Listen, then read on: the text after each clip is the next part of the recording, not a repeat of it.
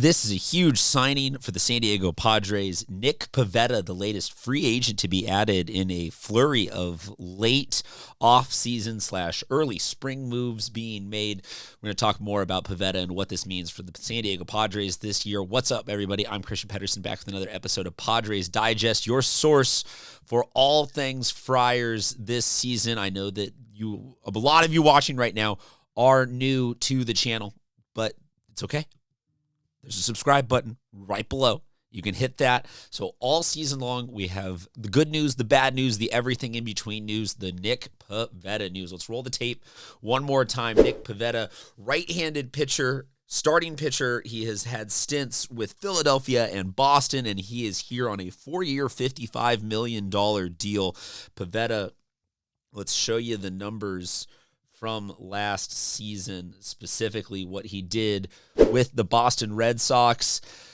He's 32 at the start of the season. He's just a couple days away from his birthday. So for 32 and 4 years, I think this lines up nicely.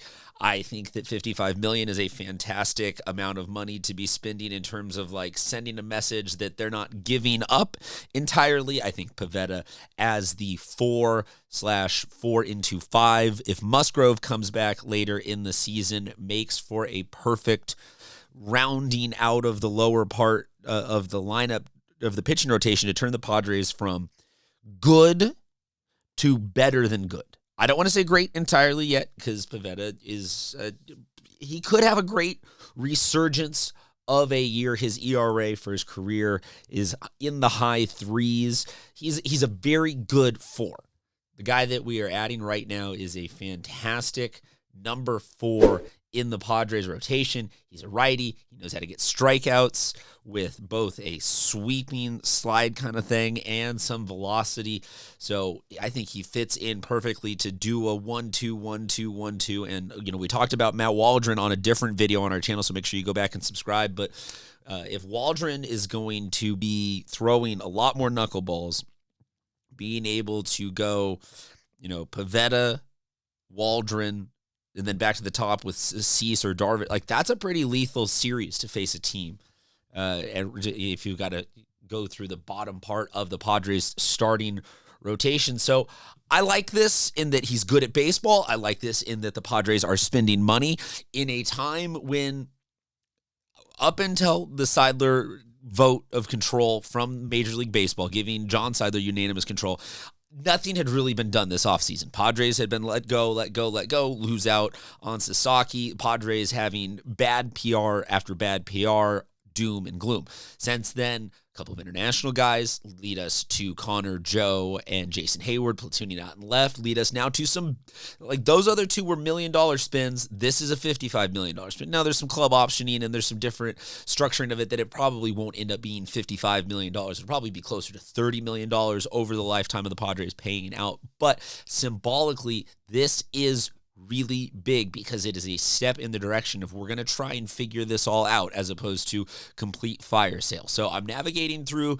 I'm going to move the Padres panic meter from 0.5 down to 0.25 right now because this is a really solid move. Let's show you the numbers one more time for Nick Pivetta, the new number 4 most likely guy for the San Diego Padres starting rotation.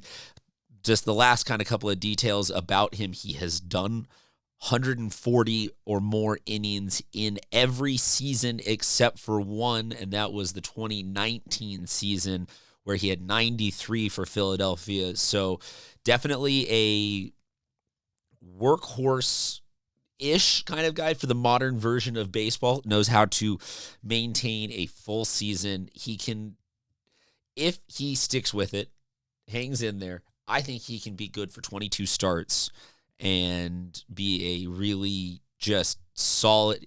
Reminds me, granted they are both Knicks, kind of reminds me of the role that Nick Vincent played a couple years ago for the Padres, of just being like, hey, he's going to have some really good games. He's going to have some games where he's not quite on, but he's going to have more of the good games than the not good games, and hopefully with some hitting behind him, success.